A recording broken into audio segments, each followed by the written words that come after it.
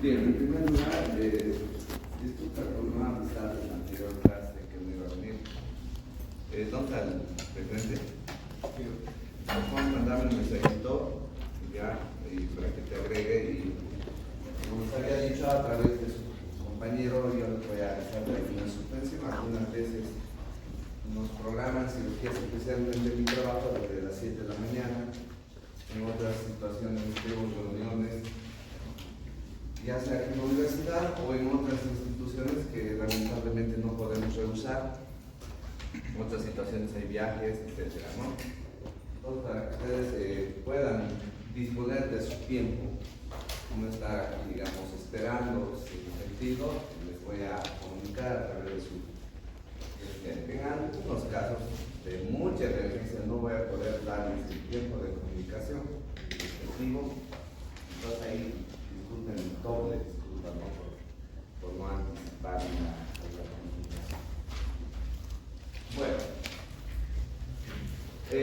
ya estamos en el segundo tema de nuestro programa. También les dije que les iba a pasar el programa, ¿cierto? Entonces a través de su compañero también les voy a pasar el documento para que ustedes puedan hacer seguimiento de los temas que debemos llevar todo el año. Normalmente terminamos el programa. Últimamente estamos terminando porque estamos empezando ya más puntualmente las clases de la universidad. Antes las programaciones eran todo el mes de marzo, entonces en abril recién empezábamos a correr. Pero ahora sí estamos bien, miren, en primeros días de marzo estamos en el segundo tema, entonces nos va a sobrar tiempo para poder terminar con calma el programa. Muy bien. Vamos a hablar de algunos aspectos legales que ustedes tienen que saber para su práctica en la medicina y un poco específicamente para el tema de la cirugía. Tal vez en la cirugía es mucho más importante porque ustedes se han dado cuenta, no estamos exentos nosotros de escapar de algunos temas jurídicos como médicos y mucho más como cirujanos, ¿no? Digo como médicos porque también un cardiólogo que es netamente clínico puede ser sujeto a un proceso jurídico, un médico internista, un médico general, digamos que no opera. Pero los que operamos todos los días podríamos estar sujetos a un proceso legal. Yo, en los años que he tenido de experiencia, he tenido procesos legales, muchas veces sin justificación. Viene un paciente cualquiera y no supuestamente no le has tratado bien, no te ha atendido como él quería y puede demandar. O puede salir una cirugía no como quisieras, ¿no? Puede haber sangrado y de repente al paciente por curarlo o cuidarlo mejor lo has mandado a terapia intensiva. Entrar a terapia intensiva predispone a otras patologías, puede enfermarse no por el tema quirúrgico, sino una neumonía por la máquina de respiración. Y las personas te juzgan o te hacen un proceso porque no ha entrado por una neumonía, ha entrado por una vesícula, ¿entienden? Y te pueden meter un proceso. Obviamente nosotros, como cirujanos, como médicos, tenemos que saber manejar esa situación. Y de eso se trata esta clase. Les vamos a dar herramientas a ustedes para que puedan cuidarse como médicos. ¿Sí? Nadie está exento de que alguien por gane y gusto. A mí me han demandado una vez por si acaso, nada más. Alguien no le ha gustado, ha ido y lamentablemente la fiscalía, ustedes dejan la demanda y por oficio tienen que seguir el proceso, ¿no? Entonces nos piden informes, mandamos el informe, nos mandan entrevistas, citaciones, testigos, etcétera. ¿Para qué? Para al final nosotros demostrar que hemos hecho bien las cosas. Pero ya nos han mandado las modificaciones, ya nos han hecho perder tiempo. El estrés de estar yendo, viniendo, etcétera, ¿no? Entonces, así es la vida de los médicos, no es tan simple como parece, y mucho más en el tema quirúrgico. Por ejemplo, ayer le operaba una vesícula, infectadísima, salía pus por todo lado. Entonces, entras siempre a operar queriendo hacer bien las cosas, pero de repente, por ejemplo, ahora voy a ir a ver a la cementerio y no sabemos cómo va a estar al día siguiente. Ayer no sangraba, pero su presión estaba alta. Puede ser por la presión arterial, puede haber sangrado. Entonces puede ser que tenga la necesidad de operar nuevamente para ir a detener el sangrado.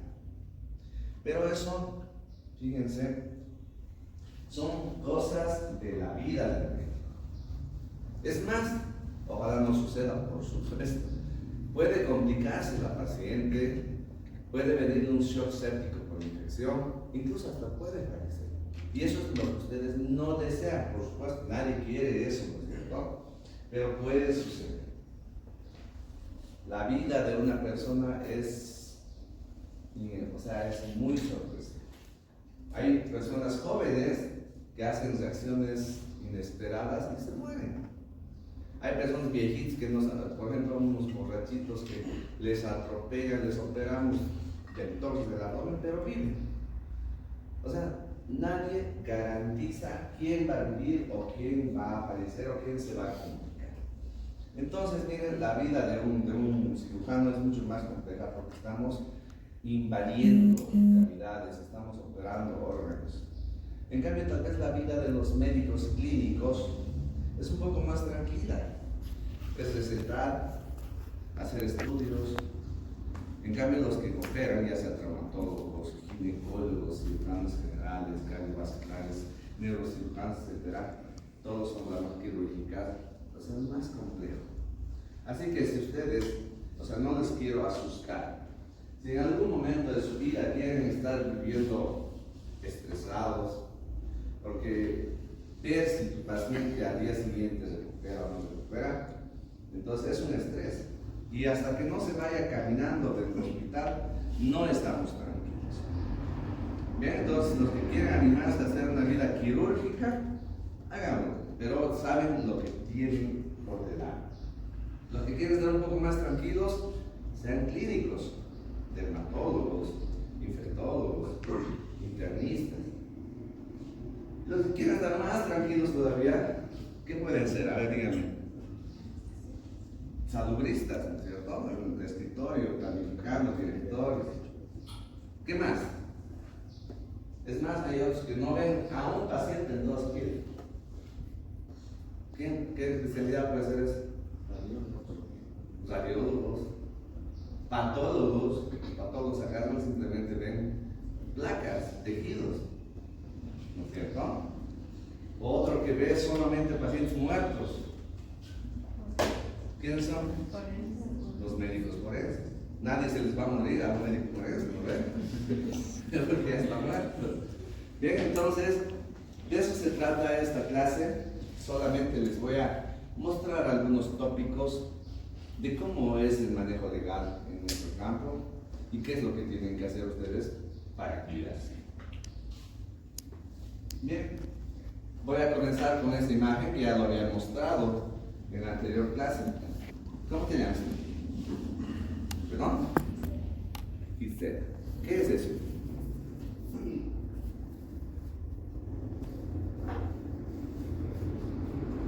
¿No sabes? ¿Algo en la anterior clase? ¿Sí? ¿Les he mostrado qué?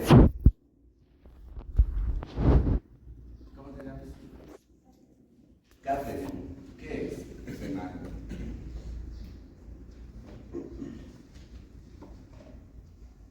No puedo creer. ¿Qué memoria de pajarito? ¿O no me han escuchado? ¿Quién sabe? Esa es una escultura, por supuesto, ¿no? Donde hay unos grabados. Y está por eso expuesta en un museo. Es una de las primeras muestras, de la historia de una cultura, ¿sí?, de la Mesopotamia, donde han hecho esta escultura, y en esta escultura hay unos grabados que se lo ha denominado el Código de Hammurabi. En ese Código de Hammurabi están las escrituras de sanciones que se hacían a los médicos que fallaban en sus procedimientos. ¿Sí? Entonces, y hay diferentes sanciones. Ya les había mencionado como ejemplo, una de las sanciones a un médico que operaba o que hacía un procedimiento mal, si le salía mal, si le resultaba mal, existía un castigo. En este caso, ¿qué hacían? Le cortaban las manos. Entonces, fíjense, ya desde la antigüedad había normas para ejercer el trabajo. Obviamente aquí en nuestra época, si fallamos no nos van a cortar las manos, nos harán un proceso, nos llamarán a la fiscalía, etcétera, etcétera. Ya, pero ya desde la antigüedad ya existían normas para ejercer la actividad médica. Y de eso se trata. Nosotros tenemos normas que nos rigen qué debemos hacer y cómo debemos hacer. Dentro de esas normas tenemos que mencionar a una ley que ustedes la tienen que conocer, que es la ley 3131. Dentro de la ley, ¿quién lo ha hecho esto? Esto lo ha hecho, obviamente, una ley, se lo ha hecho a nivel del gobierno, pero ha sido promovida por el Colegio Médico del Bolivia. Es la ley del ejercicio profesional médico. Si bien acá simplemente hay algunos enunciados importantes, sin embargo, vale la pena que ustedes revisen eso, porque no solamente está regulando la actividad, nos habla de la parte ética, moral, porque para ver a un paciente tenemos que tener ética y moral. Por ejemplo, no se trata de venir y ser mercantilista simplemente. Algunas veces hay médicos que están sentados en su consultorio, viene alguien doblado en dos y le dice, ¿cuánto cirugía? 10.000 bolivianos. Rebájeme, no, discúlpeme, yo tengo mi categoría, yo no puedo bajar mi precio.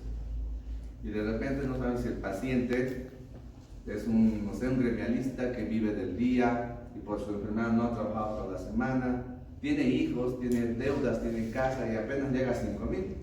Entonces nuestra moral nos dice pues que de alguna manera tenemos que ver el contexto en el cual trabajamos. No es venir y cobrar plata, no es hacerse ricos, ¿no? Tal vez algunos sí tienen esa tendencia. Yo tengo colegas que tienen esa tendencia, o sea, les interesa el dinero, pero si nosotros pensamos en la moralidad, en la ética, respetarnos entre un profesional y otro, vamos a tener buenas relaciones con nuestro entorno, o sea, con la institución y con nuestros compañeros, y vamos a tener muy buenas relaciones con nuestros pacientes.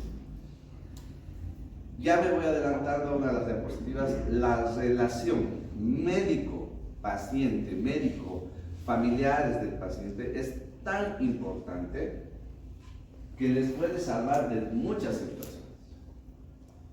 ¿Sí? Entonces, vamos a ejemplificar eso más adelante. Pero no se olviden, la ley 3131 impulsada por el Colegio Médico, que es la ley del ejercicio profesional médico, es una de las normas que ustedes tienen que conocer a cabalidad para ejercer su actividad profesional. Obviamente ahí están los capítulos grandes de qué es lo que hace esta ley 3131. Por ejemplo, regula el desempeño de la profesión médica, está reglamentado por el estatuto del Colegio Médico. Hay un estatuto, ahora es un poquito de color verde, donde nos dice cómo tenemos que trabajar, cómo tenemos que ingresar a un puesto de trabajo, siempre a través de un examen. ¿Por qué? Porque es lo que promueve el Colegio Médico. Si yo entro a través de un examen, es que he ganado a otros cirujanos, ¿no es cierto? Y para ganar a otros cirujanos yo me he formado, he estudiado, he hecho posgrados, he hecho subespecialidades, etcétera, etcétera. Y eso de alguna manera garantiza que ese profesional es mejor que otro. Y no lo que ha sucedido durante muchos años atrás, 20, 16, 15 años atrás, donde no entraban los profesionales por sus méritos y sus capacidades. ¿Por qué entraban a trabajar? por política, por compadrerío. Es más, habían médicos que han estudiado en Cuba medicina. ¿Cuántos años han estudiado? 3 años. Y han venido y les han dado cargos, ni bien han llegado sin saber cómo han estudiado medicina, si sabían o no sabían, les han dado cargos y han llegado a atender pacientes. Nosotros hemos recibido pacientes complicados de ese tipo de médicos. Eran nuestros compatriotas, sí, que han ido a estudiar, algunos a Venezuela, otros a Cuba, y han regresado. Entonces, fíjense la importancia de saber seleccionar. Ustedes cuando sean directores, jefes, no, para garantizar la gestión que tengan como directores, tienen que garantizar también una buena atención a su público. Entonces, elijan a médicos con capacidad resolutiva. Bien, y también ustedes como médicos logren ser médicos con capacidad resolutiva. No estén saliendo de la facultad de medicina o del internado y lo primero que van a hacer es inscribirse a un partido político, hacer la campaña para que les den un trabajo. Sí, lamentablemente se maneja eso así, pero al final de cuentas, y siempre he comprobado y he dicho que los mejores siempre van a ganar, porque por mucho de que 10 entren por parte política, esos 10 no saben trabajar, van a tener que llamar a gente que realmente sabe y van a ser rogados esos médicos que realmente saben. Entonces, muchachos, terminen medicina, hagan sus especialidades, si es posible sus subespecialidades, sigan manteniéndose actualizados en el tema médico, etc. Y eso es lo que buscan, ¿no es cierto?, en ese primer capítulo del Estatuto del Colegio Médico. Regula la práctica médica y comportamiento ético. ¿Sí? Lo que mencionaba hace un momento. Promueve y certifica la superación académica científica. Vigila y defiende los intereses y estabilidad del campo médico. También el Colegio Médico se encarga de cuidarles, ¿no?, de que no los voten por nada. Tiene que haber algo realmente que valga la pena para que les hagan una sanción o un proceso administrativo y les saquen del trabajo. Por ejemplo, ir a operar borracho, ¿no es cierto?, o tratar o agredir a nuestros pacientes, esas son faltas graves. Entonces el Colegio Médico no va a defender eso, es más, les va, a través de su parte ética, su tribunal ético, los va a sancionar también. No es solamente defenderlos, también vela por el paciente, aunque esté rodeado. Interviene en la formulación y política de salud para lograr la salud de la población boliviana. Bueno, y entre otras funciones, ¿no? Entonces, no se olviden, la ley 3131 es una de las normas que debemos conocer. Obviamente, toda ley tiene un reglamento. Otra de las normativas no es solamente leer la ley y el estatuto del Colegio Médico, también hay que ver la reglamentación. Nosotros no somos juristas, ¿no es cierto?, pero cuando lanzan una ley, nosotros leemos la ley, que es cortita, tiene 5 o 10 artículos, pero donde está el detalle de esa ley es la reglamentación. Entonces, la reglamentación de la ley 3131 está en este decreto reglamentario, que es el 28562, que lo ha promulgado cuando era presidente Eduardo Rodríguez III. Bien. Y bueno, tal vez esta diapositiva simplemente es para indicar que la ley 3131 está vigente. Si bien, ¿por qué no así, no?, durante la época del MAS han querido menospreciar la actividad del Colegio Médico y lo han puesto en un rincón. No había concursos, designaban médicos como querían. De alguna manera ahora sí hay mejores relaciones con el gobierno y pues se respeta esto que dice. O sea, el Ministerio de Salud es el responsable de la supervisión y control del ejercicio profesional médico en coordinación con el Colegio Médico de Bolivia. Entonces, ambas instituciones tienen que coordinar. Antes, durante la época del MAS, el Ministerio de Salud era, o sea, lo máximo, y dejaba a un lado a las demás instituciones con las cuales tenía que coordinar. Ahora no. Y eso es lo que ustedes tienen que defender. Yo cuando he salido médico, lo primero que he hecho, aunque no crean, tenía unos centavos, me he afiliado al colegio médico porque realmente lo veía así. Ustedes vayan a otros países, vayan a España, y si no están colegiados, no tienen derecho a nada, ni a postular a trabajo, ni a atender pacientes, nada. No es como aquí, tierra de todos, o sea, libre. Uno sale médico, se contrata un consultorio y empieza a trabajar. Pero en otros lugares, si no estás colegiado, no eres nadie. Bien, entonces, ustedes tienen que defender a las instituciones que realmente promueven esto. Entonces, afíliense a su colegio, ya sea aquí, en Santa Cruz, o donde quieran ejercer la actividad médica, afíliense y impulsen a que esa institución esté vigente. Bien, no, nosotros hemos peleado, y digo nosotros, a mí me ha tocado dirigir el colegio médico, hemos peleado durante años contra el sistema de gobierno, que es una pelea dura, y ahora tenemos mejores facilidades, pero mantengamos vigente eso. Bien, entonces, otra de las organizaciones en las cuales ustedes tienen que estar atentos son las normas que lanza el Ministerio de Salud. Bien, entonces cuando ustedes entren a trabajar a la caja, cuando entren a trabajar al Hospital Santa Bárbara, incluso cuando trabajen privadamente en sus consultorios, el Ministerio de Salud lanza diferentes tipos de normativas. Y muchas veces nosotros, por no leer, por no analizar esas normativas, pecamos en muchas cosas. Un ejemplo, lo más simple posible. Abro mi consultorio de cirugía estética, que es lo que primero que están haciendo ahora todo el mundo, ¿no? Liftings, hacen sus hilos y cremas faciales, inyecciones, etc. Entonces, se les complica una necrosis por hacer una pequeña intervención. De repente les juzgan, les mandan a fiscalía y el fiscal le dice: ¿usted tiene permiso? No, no tiene permiso, listo, ya. No tiene permiso de funcionamiento ese consultorio. Entonces, por un detalle, por no sacar el permiso de funcionamiento, van a arruinar todo.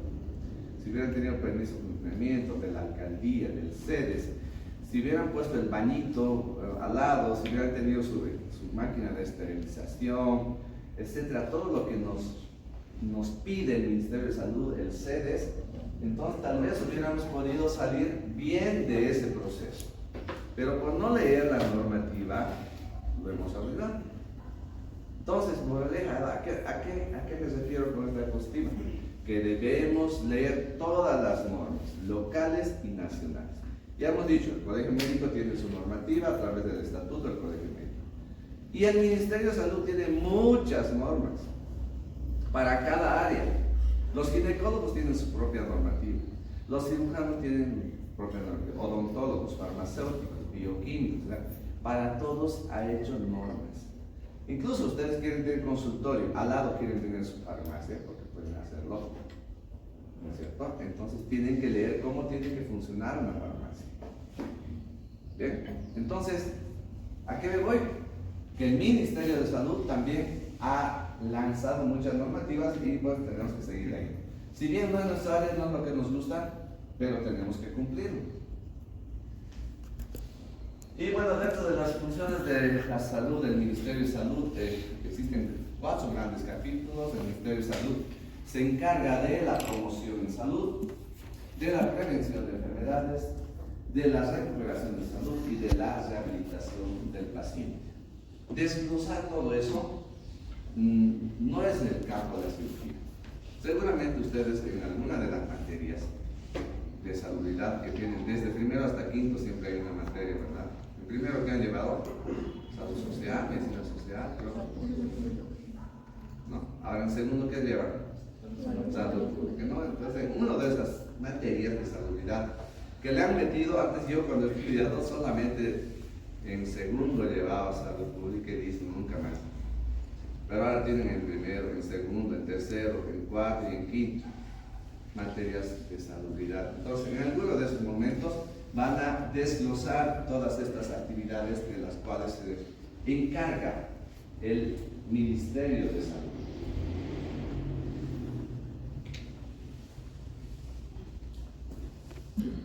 Entonces, ya como mencionaba en la primera diapositiva, el médico el cirujano especialmente, yo estoy mandando cirugía, pero cualquier especialidad tiene la necesidad de informarse.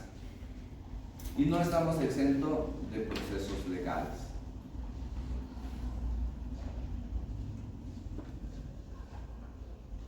Entonces, a nosotros nos pueden juzgar, pueden meter a la cárcel, aunque no crean, porque no nos sale bien. Actualmente, y es una lucha que hemos tenido hace unos 8 a 10 años más o menos, se ha modificado la ley, el Código Penal se ha modificado. Entonces, en ese Código Penal había varios artículos, pero al que nos interesaba a nosotros, directamente penalizaba el acto médico. ¿A qué me refiero? Voy a poner un ejemplo. Si, por ejemplo, yo era ginecólogo y le he operado una cesárea a alguien por una emergencia y después de la cirugía empezaba a sangrar la mujer y fallecía, entonces directamente podía venir alguien y nos ponía un proceso y directo del hospital, como ha sucedido, a la cárcel, hasta que se demuestre lo contrario. Y eso ha sucedido en Santa Cruz con un pediatra. Entonces ha fallecido, a la semana el pediatra seguía trabajando, han ido los policías al hospital donde trabajaba, era un gastroenterólogo pediatra, se lo llevaron a la cárcel, sin derecho a nada, sin el derecho de presunción de la inocencia, que es un tema tan importante. Y lo han hecho porque estaba empezando a aplicarse ese nuevo Código Penal. Entonces hemos leído y el colegio médico se ha levantado, ha dicho, no, esto no puede ser posible. Hemos peleado duro, unos 3 meses con marchas, protestas y de todo. Y lo hemos revertido ese Código Penal.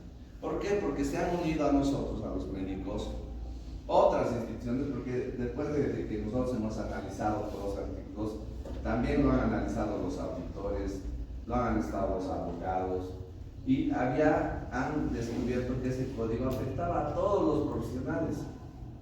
Si un arquitecto se bajaba a su casa, le iban a someter a un proceso penal.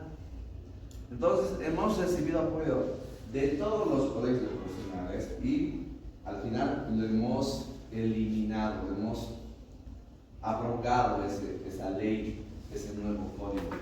Y es una de las conquistas que hemos tenido. Entonces, ahora ustedes, cuando sean procesados, van a ser procesados a través de un código, pero no penal directamente, a través de un código civil. Cuando nos procesan a través de un código civil, lo máximo que nos van a hacer a nosotros es hacernos responsables y vamos a tener que dar una compensación al paciente, porque se ha muerto, porque ha quedado inhabilitado, etc. Entonces, primero somos procesados a través de ese código, que es el Código Civil. Nos sancionan, tenemos que pagarle plata, pues, porque nos hemos equivocado, o porque algunas veces no necesariamente nos hemos equivocado, pero han salido mal las cosas. Y eso siempre digo yo, ningún médico entra pues a hacer daño. Pero sí, algunas veces de turno estoy 24 horas y justo al final de mi turno llega un paciente, estoy cansado, ¿no es cierto? No he dormido durante 24 horas y de repente algo me ha salido mal en la cirugía y listo, el paciente se complica. Entonces hay situaciones que no son inherentes al cirujano, por eso ahora ya nadie hace turnos de 24 horas, a lo mucho que llegamos son a 12 horas. Porque en 12 horas todavía estás vigil, por mucho que trabajes, puedes hacer un buen turno. Entonces, el Código Civil lo que nos pide es que nosotros hagamos un resarcimiento de los daños.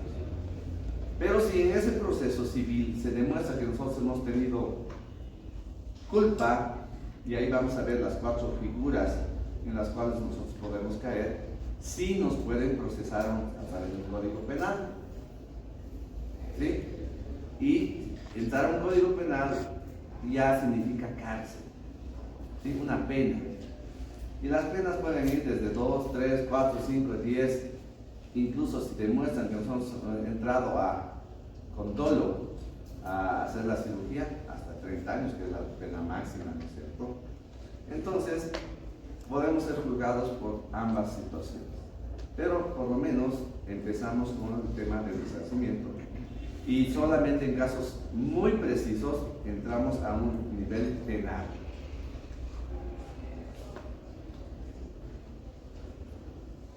Bueno, más de un momento vamos a hablar cuáles son esos momentos en los cuales nos van a tocar en la parte penal. Como les había dicho, la mayoría de los casos entramos por conocido. Sin embargo, para no caer en eso, vuelvo a reiterar, la relación médico-paciente es un tema importantísimo. Muchas veces, ¿cuántas veces más ustedes ahí en el seguro universitario o cuando ha ido donde algún paciente, entran, se sientan y dicen, ni siquiera les saludan al médico? Y les dicen, bueno, a ver, cuéntame, empieza a escribir. Mientras estás relatando, ya estás haciendo su receta, ya estás haciendo las órdenes. Y listo, termina, gracias, hasta luego. Ya, no se ha presentado, no se ha interesado en lo que ustedes estaban relatando, el paciente estaba relatando. Y obviamente por el tiempo, porque 15 minutos a veces no es suficiente para poder atender a una persona. Y el médico que tiene ahí tiene 20 pacientes, entonces tiene que despacharlo más, pues. Entonces, fíjense, el sistema nos obliga a veces a eso. Pero, ¿cuál es la moraleja y la recomendación? Por mucho de que estemos en un sistema muy intenso, ustedes deben mantener una buena relación médico-paciente. No nos va a costar 2 minutos en presentarnos, en decirnos cómo está, qué se siente, qué pena, cuántos hijos tiene, de dónde viene. Porque no es lo mismo atender a un paciente que viene del norte de Potosí, otro de aquí del vaso bancario. No es lo mismo ver uno que está en Mollemolle allá, ¿no es cierto? El contexto, la cultura, el trato es diferente en cada uno de ellos. Si nosotros queremos acercarnos a esas personas. Porque si nosotros tenemos una buena relación médico-paciente, por mucho de que nos salga mal la cosa, ese paciente va a entender. Y puede decir que diga así, bueno, estaba grave mi mamá, mi papá, y bueno, ha salido mal la cirugía, y bueno, ya, se murió. Pero si yo le trato mal a esa persona, es más, ni le he visto nada, se ha muerto en una situación, no, este doctor mal me ha tratado y le voy a demandar. Entonces, miren, no es que nosotros queramos endulzar los oídos de las personas, sino que es el deber nuestro tener una buena relación médico-paciente. Y al decir médico-paciente no es solo con el paciente, es con todo su entorno, su familia. O sea, ¿de qué me sirve hacer una relación médico-paciente con un niño? No, tenga que hacer con sus papás, ¿verdad? O con un paciente anciano. El paciente anciano ya pues me entiende. Tengo que hablar con toda su familia y decir, mire, incluso decirle, su papá ya está viejito, le duele, sí, es más, hasta se puede morir en la cirugía. No, pues si yo le he avisado eso antes a mi paciente, a los familiares, ya van a estar listos. A que yo le diga lo contrario, miren, yo soy el mejor cirujano y todo va a salir perfecto, así que no se preocupe, pero ustedes me pagan 10,000 pesos. Va y se complica. ¿Qué pensaría yo de ese cirujano que me ha dicho que va a salir todo bien y se ha salido mal la cosa? Entonces, con justa razón puedo dudar de su profesionalidad y decir, bueno, le meto una demanda. Bien, entonces este tema de la relación médico-paciente es algo importantísimo, no se olviden, muchachos y señoritas. Bien, entonces no se olviden, les va a ayudar mucho en su actividad médica. Y hablando de la relación médico-paciente, se ha escrito mucho, hay muchas teorías, hay conceptos como este, ¿no? ¿Qué es la relación médico-paciente? La piedra angular de la práctica médica. Miren cómo otros autores dicen que es lo más importante. ¿Qué debemos hacer antes de atender al paciente? Desde el punto de vista legal, es un contrato generalmente no escrito, pero sigue siendo un contrato. Hay contratos escritos, hay contratos que hemos visto. Entonces, la relación médica-paciente es un contrato no escrito. ¿Qué hora es? ¿Menos 5? No puedo que hace tiempo. Ya, pues ni modo, tengo que ir a trabajar. Ustedes tienen clases. Ya, lo dejamos acá. ¿Listo? Continuamos.